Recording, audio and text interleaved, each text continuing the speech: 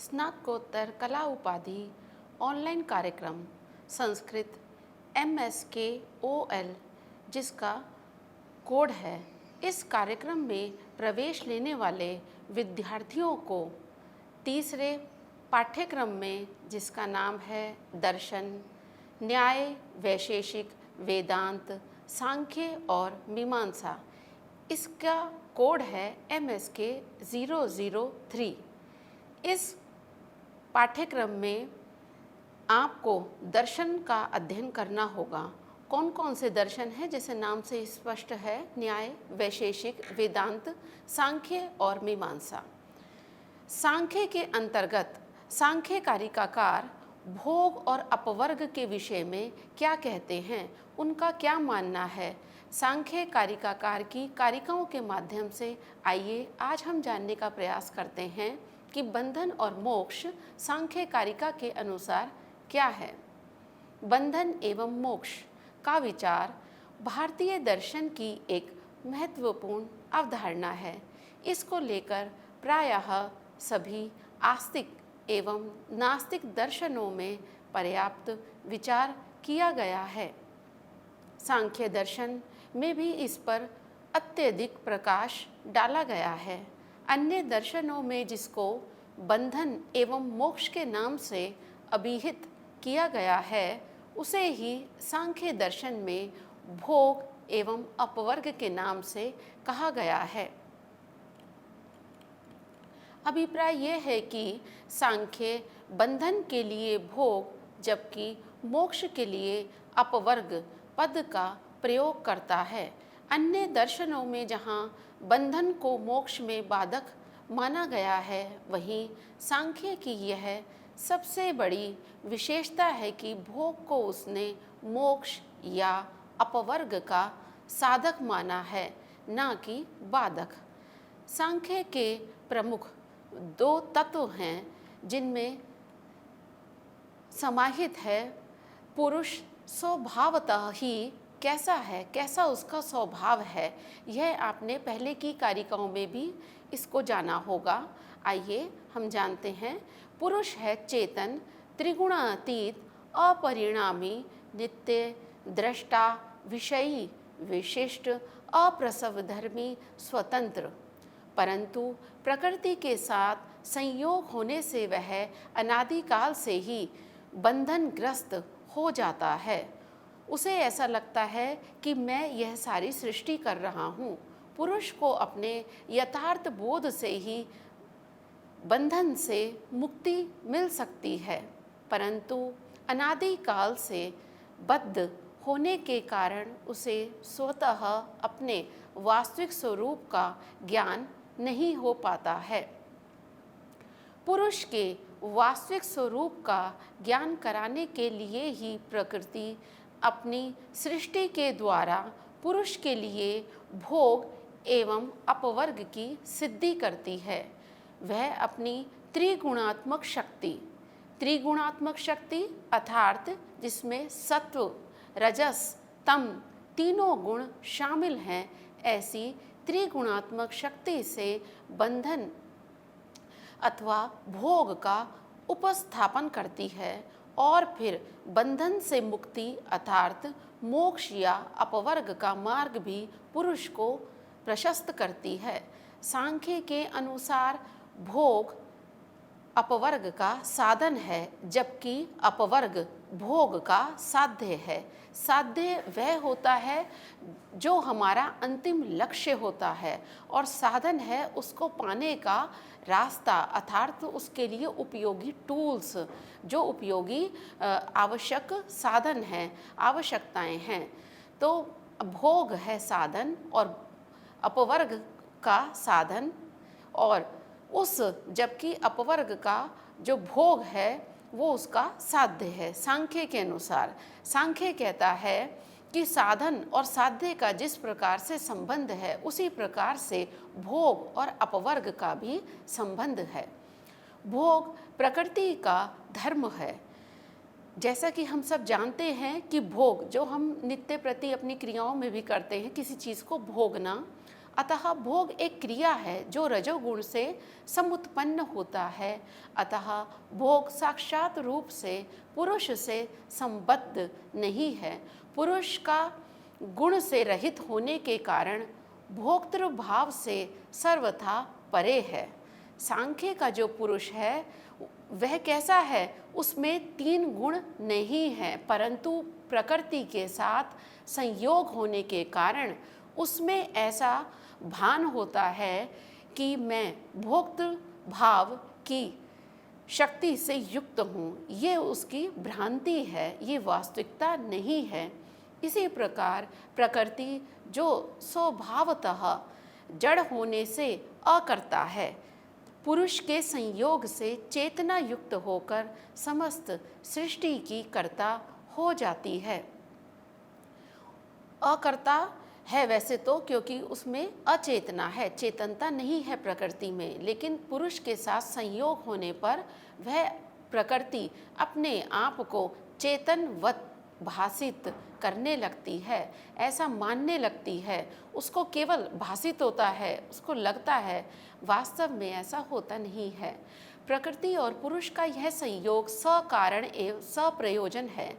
प्रत्येक चीज़ का संसार में, प्रत्येक जो भी हमारे सामने फल है, जो भी कार्य है, उसका कोई ना कोई कारण अवश्य होता है। उसी प्रकार से प्रकृति और पुरुष का यह संयोग सकारण है, इसका कोई ना कोई प्रयोजन है। प्रकृति एवं पुरुष दोनों ही स्वरूपतः सर्वथा विपरीत सत्ताएं हैं। एक जड़ है और दूसरा चेतन। एक त्रिगुणात्मक है, तीनों गुणों से युक्त है, तो दूसरा त्रिगुणातीत, तीनों गुण से परे। एक हेतुमत अनित्य आदि विशेषताओं वाला है, तो दूसरा इनसे सर्वथा मुक्त है। फिर परस्पर विरोधी स्वभाव वाले इन 2 तत्वों के संयोग की आवश्यकता क्या है?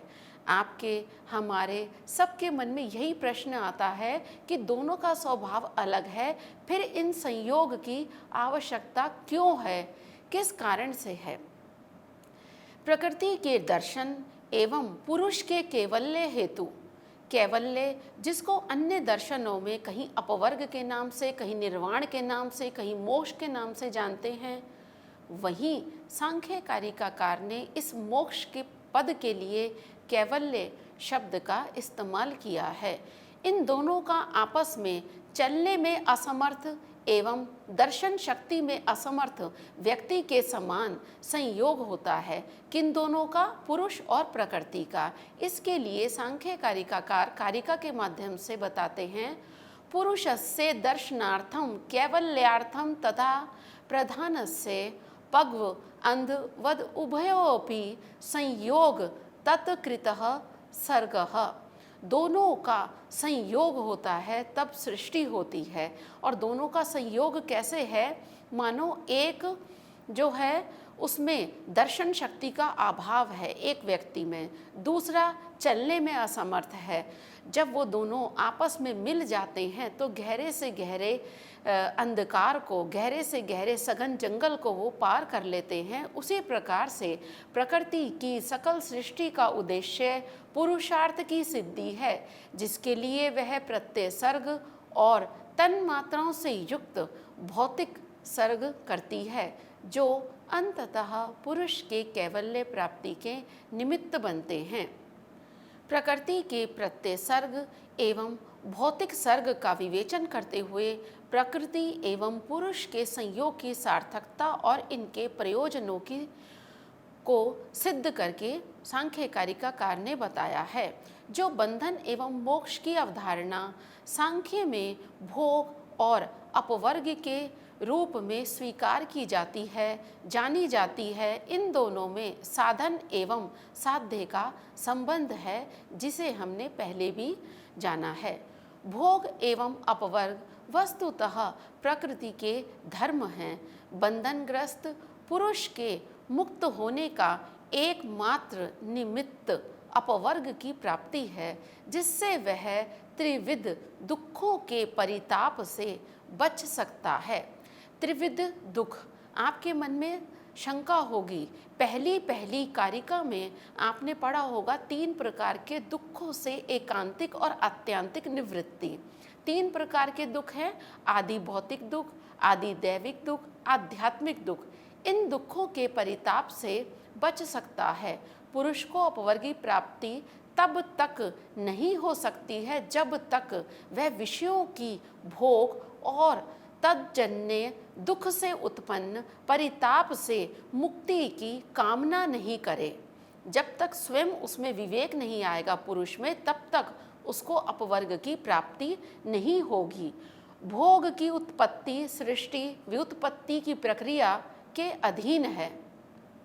सांख्य के अनुसार सृष्टि का कारण गुण है जो प्रकृति में विद्यमान रहते हैं। पुरुष के कैवल्य या मोक्ष के लिए ही प्रकृति अपने गुणों से सृष्टि करती है। भोगों में आसक्त होकर पुरुष दुखों से पीड़ित होता हुआ मुक्त होने की अभिलाषा करता है। तत्र जरा मरण कृतं दुःखं प्राप्नोति चेतनः पुरुषः लिंगस्य विनिवृत्ते तस्मात् दुःखं स्वभावेन।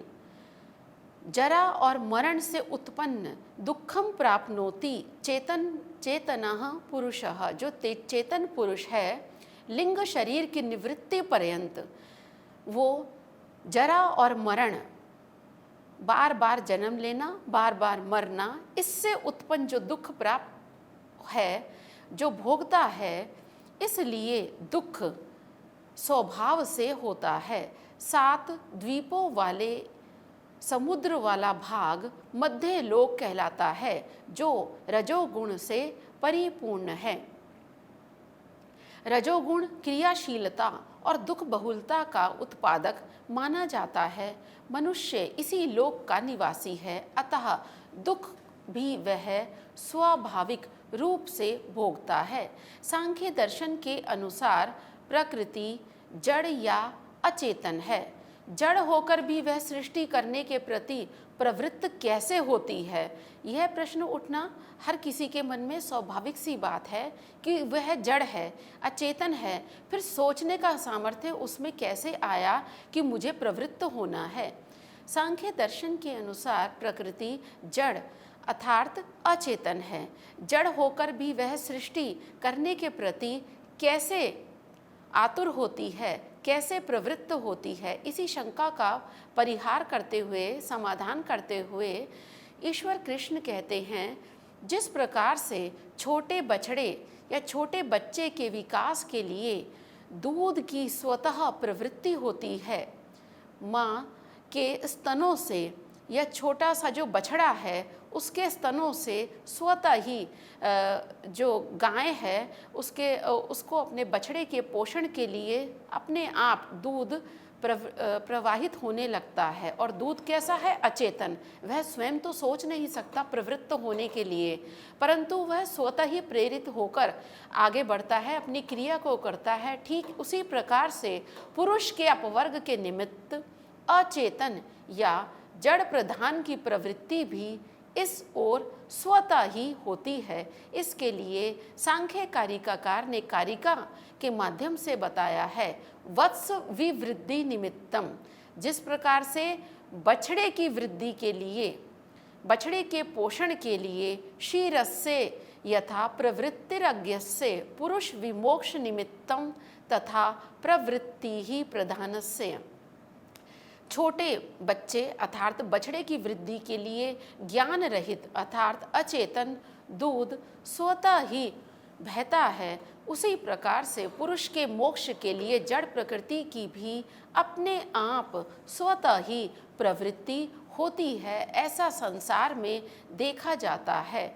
इसे हम बछड़े के रूप में उन्होंने दृष्टांत दिया है, और सामान्यतः हम छोटे बालक के पोषण के लिए जिस प्रकार माता के स्तन से स्वतः ही दूध प्रवाहित होता है, उस उदाहरण को भी हम अपने जीवन में देखते हैं, समझते हैं, और उससे हम अच्छी तरह से परिचित हैं। उसी प्रकार से सांख्य कारिकाकार कहते हैं कि प्रकृति भी स्वतः ही प्रवृत्त होती है।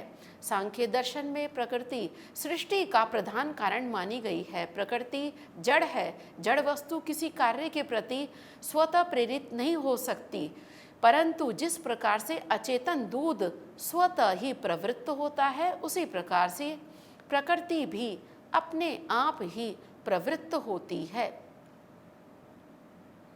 रजोगुण क्रियाशील है प्रकृति की सृष्टि कार्य में। अब मैंने बताया रजोगुण जो प्रवृत्तिशील है, क्योंकि हमने 3 गुण पढ़े थे, उनकी विशेषता क्या थी? एक था सत्व गुण, एक था रजोगुण, एक था तमोगुण। तो रजोगुण का काम है चलायमान करना। प्रकृति की सृष्टि कार्य में प्रवृत्ति का प्रयोजन क्या है? अब उसकी जो है उसका लक्ष्य क्या है? कोई ना कोई तो उद्देश्य ज़रूर होगा। संसार में ऐसा कोई भी कार्य नहीं है जिसमें हमारी प्रवृत्ति बिना किसी प्रयोजन के होती हो। तो यहाँ पे कारिकाकार कहते हैं औत्सुक्ये विनिवृत्त्यर्थम यथा क्रियासु प्रवर्तते लोकाः पुरुषस्य विमोक्षार्थम प्रवर्तते तद अव्यक्तम। जिस प्रकार से हम देखते हैं कि जो प्रकृति है वो पुरुष के मोक्ष के लिए संसार में प्रवृत्त होती है, कैसे? उसके लिए उन्होंने पहली वाली लाइन में कारिका की बताया है औत्सुक्य विनिवृत्त्यर्थम, उत्सुकता के निवारण के लिए। जिस प्रकार हमें उत्सुकता होती है, उत्सुकता के निवारण के लिए जैसे क्रियासु प्रवर्तते लोकः, संसार में क्रियाओं में प्रवृत्ति यानी कि कार्यों के साथ जुड़ना हमारा देखा जाता है, उसी प्रकार से पुरुष के मोक्ष के लिए भी प्रकृति प्रवृत्त होती है। अचेतन प्रकृति और चेतन पुरुष परस्पर दोनों विरोधी सत्ताएं हैं। ऐसी स्थिति में अपने विरोधी पुरुष के प्रयोजन अपवर्ग की प्राप्ति के लिए आवश्यक सृष्टि का प्रवर्तन करने में प्रकृति का अपना प्रयोजन क्या है, इस रहस्य को बताते हुए कहते हैं जिस प्रकार से संसार में लोग अपनी इच्छा के अनुकूल कार्यों में प्रवृत्त होते हैं, उसी प्रकार से पुरुष भी पुरुष के मोक्ष के लिए प्रकृति भी स्वतः ही प्रवृत्त होती है। संसारिक जन अपनी इच्छा की पूर्ति अर्थात फल की प्राप्ति हेतु किसी कार्य में जुड़ते हैं, उसमें लग जाते हैं तथा कार्य की सिद्धि होते ही उससे मुक्त भी हो जाते हैं अर्थात निवृत्त भी हो जाते हैं। ठीक उसी प्रकार से प्रकृति भी पुरुष के अपवर्ग की सिद्धि के लिए सृष्टि कार्य में प्रवृत्त होती है। इसमें उसका अपना कोई स्वार्थ नहीं है। किसी कार्य को करने के लिए स्वार्थ जनित प्रयोजन की आवश्यकता चेतन प्राणियों में देखी जाती है, क्योंकि वह सोच सकते हैं, उनके पास विवेक है कि इस कार्य को हम करेंगे तो हमें क्या फ़ायदा होगा और नहीं करेंगे तो क्या नुकसान होगा। परंतु अचेतन की प्रवृत्ति तो स्वार्थ रहित ही होती है, क्योंकि उसमें सोचने समझने का सामर्थ्य होता नहीं है। दूध, नदियाँ, झरने, वृक्ष चेतना रहित होकर भी बिना किसी प्रयोजन के ही लगातार अपने कार्य में संलग्न रहते हैं। इसी प्रकार प्रकृति की प्रवृत्ति भी स्वार्थ या करुणा भाव की कोई इसमें अपेक्षा उसको नहीं रहती है। बिना किसी स्वार्थ के, बिना किसी लालच और मोह के अचेतन प्रकृति की प्रवृत्ति का प्रयोजन केवल पुरुष के अर्थ की अर्थात पुरुष के पुरुषार्थ की सिद्धि ही है, अपवर्ग की सिद्धि ही है। उसका प्रकृति जितनी भी सारी सृष्टि है उसको संपादित करना, उसके साथ जुड़ना। अचेतन प्रकृति की प्रवृत्ति का प्रयोजन केवल पुरुष के पुरुषार्थ अर्थात अपवर्ग की सिद्धि के हेतु ही है, अन्यथा वह तो अचेतन है। प्रकृति सृष्टि कार्य में से निवृत्त कब होगी? अभी एक हमने पढ़ा था, अभी मैंने आपको जैसे बताया था कि प्रायः संसार में देखा जाता है जिस कार्य को करने पर हमें सफलता या असफलता जो भी है हमें प्राप्त हो जाती है, मतलब हमें लक्ष्य उपलब्ध हो चाहे ना हो, हम वहाँ तक पहुँच जाएं, उसके बाद हम निवृत्त हो जाते हैं, उस कार्य को छोड़ देते हैं। तो प्रकृति सृष्टि कार्य से निवृत्त कब होती है, इसको सांख्य कारिका के माध्यम से स्पष्ट करते हैं। रंगस्य दर्शित्वा निवर्तते नृत्यकी यथा नृत्यात् पुरुषस्य तथा आत्मानं प्रकाशये विनिवृत्तते प्रकृति ही। जैसे रंगमंच पर नर्तकी जो नाच करने वाली है दर्शकों के समक्ष नृत्य के लिए एक बार अपना नृत्य दिखाकर अर्थात नाच दिखाकर उन दर्शकों के प्रति नृत्य से निवृत्त हो जाती है कि उन दर्शक लोगों ने मेरे नृत्य को देख लिया है, उनके प्रति निवृत्त हो जाती है। उसी प्रकार से प्रकृति पुरुष के समक्ष अपने को प्रकट कर निवृत्त हो जाती है। अभिप्राय है कि जिस प्रकार से प्रकृति एक पुरुष के समक्ष अपने भोगों का संपादन कर देती है और उसको अपवर्ग की प्राप्ति हो जाती है, फिर उस पुरुष के समक्ष वापस भोगों का संपादन नहीं करती है, उसके समक्ष भोगों को प्रस्तुत नहीं करती है, फिर अगले पुरुष के सामने अपने भोगों को उपस्थित करती है, उसके सामने अपना नृत्य दिखाने के लिए उपस्थित होती है प्रत्यक्ष तौर पर। परंतु जिसने एक बार उसके नाच को देख लिया है फिर उसके सामने नहीं जाती है, ऐसी प्रकृति है, ऐसा उसका स्वभाव है। उसके स्वभाव को आगे भी अब सांख्य कारिकाकार बताएंगे कि वो कैसी है प्रकृति। जिस प्रकार से रंगमंच पर एक बार नाच दिखाकर या नृत्य दिखाकर वापस चली जाती है, उसी प्रकार अपने आप को वहाँ प्रदर्शित उसे नहीं करना पड़ता है, क्योंकि वह दर्शक के मनोरंजन रूप लक्ष्य को प्राप्त कर चुकी है। उसी प्रकार प्रकृति भी पुरुष के समक्ष अपने आप को दिखाकर पुरुष के अपवर्ग रूप प्रयोजन की सिद्धि कर लौट जाती है, वापस उसके समक्ष नहीं जाती है। अभिप्राय यह है कि जिस पुरुष को वह एक बार अपनी सृष्टि का दर्शन करा देती है, उसके लिए पुनः सृष्टि की उसको आवश्यकता कतई नहीं होती है। प्रकृति के दर्शन से ही पुरुष का परम प्रयोजन सिद्ध हो जाता है। बार बार प्रकृति उसके लिए सृष्टि की प्रक्रिया में जुड़ती नहीं है। पुरुष के प्रयोजन की सिद्धि के लिए प्रकृति को किसी भी अन्य प्रयोजन की आवश्यकता नहीं होती है, अपितु पुरुष के लिए उसके प्रयोजन की प्राप्ति कराना ही प्रकृति का भी एकमात्र प्रयोजन है कि उसको पुरुष को अपवर्ग की प्राप्ति कराना है। जैसे मनुष्य स्वाभाविक रूप से अपने अभिलषित अर्थ अथवा फल की प्राप्ति हेतु प्रवृत्त होता है, वैसे ही पुरुष के प्रयोजन अपवर्ग की सिद्धि हेतु प्रकृति का नैसर्गिक गुण है कि प्रवृत्त होना। उसे किसी स्वार्थ या निमित्त की आवश्यकता ही नहीं है और प्रयोजन की सिद्ध होते ही उसे उस पुरुष के लिए वापस इस कार्य में संलग्न होने की कोई आवश्यकता नहीं होती है। अभी आपने इस कारिका के माध्यम से यह जाना कि भोग पहले उसको प्रकृति सभी प्रकार के भोग प्रस्तुत करती है, पुरुष उन भोगों से ललायित होता है, उन भोगों को भोगता है, उसको लगने लगता है कि यह सारे भोग मेरे हैं। अभी आपने इन कारिकाओं के माध्यम से यह जाना, इसको सार रूप में अत्यंत ही संक्षेप रूप में मैं आपको बता रही हूँ कि जैसे जैसे प्रकृति उसको भोगों का संपादन करती है, पुरुष और ललायित होता है और ज़्यादा उसमें ये भावना बढ़ती जाती है कि मैं भोगों को भोगूं। परंतु जैसे जैसे वो भोगों को भोगता है, उसको भोगते भोगते एक दिन ये इस बात का एहसास हो जाता है कि यह ना तो मैं करने वाला हूँ, ना मैं भोगने वाला हूँ, मेरा वास्तविक लक्ष्य तो ये है नहीं। जब उसमें ऐसा विवेक जागृत होता है और प्रकृति ही उसमें ऐसा विवेक जागृत कराती है कि जब पुरुष को प्रकृति और पुरुष का विवेक ज्ञान होता है, विवेक ज्ञान होने पर पुरुष को ऐसा प्रतीत होता है कि मैं अलग हूँ और प्रकृति की सत्ता बिल्कुल ही अलग है। मेरा और प्रकृति का आपस में किसी प्रकार से कोई संबंध नहीं है, क्योंकि जो प्रकृति है वो उसका स्वभाव अलग प्रकार का है, मेरा स्वभाव अलग प्रकार का है। हमने देखा कि पुरुष में चेतना है, जबकि जो प्रकृति है वो कैसी है, अचेतन है।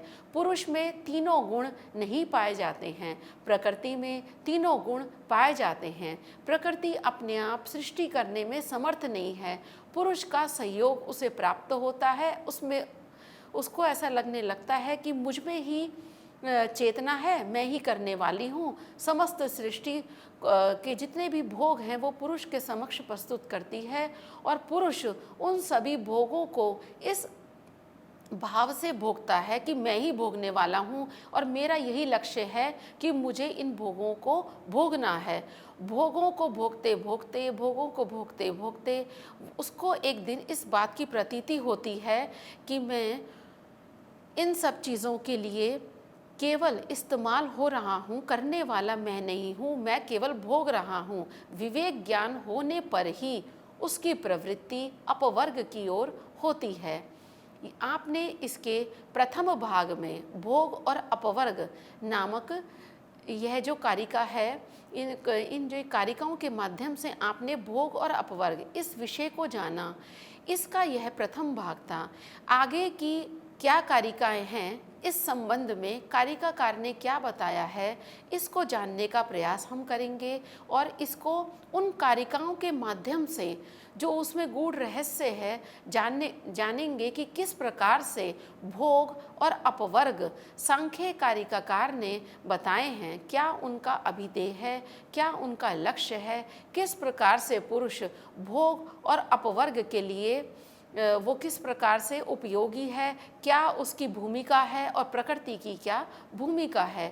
भोग और अपवर्ग की जो दूसरा इसका भाग है, उस भाग 2 में आगे की कारिकाओं को हम अध्ययन करेंगे, उनको जानने का हम प्रयास करेंगे। आज की कारिकाओं के माध्यम से आपने सांख्य कारिकाकार के अभिधेय को, उनका क्या लक्ष्य है, इन कारिकाओं के माध्यम से क्या अभिप्रेत है, उसको जाना, उसको समझा, और मुझे ऐसा लगता है आपको यह अच्छी तरह से समझ में आया होगा। दृष्टांतों के माध्यम से आसान भाषा में आपको समझाने का प्रयास किया और आप इसको अच्छी तरह से जान गए होंगे।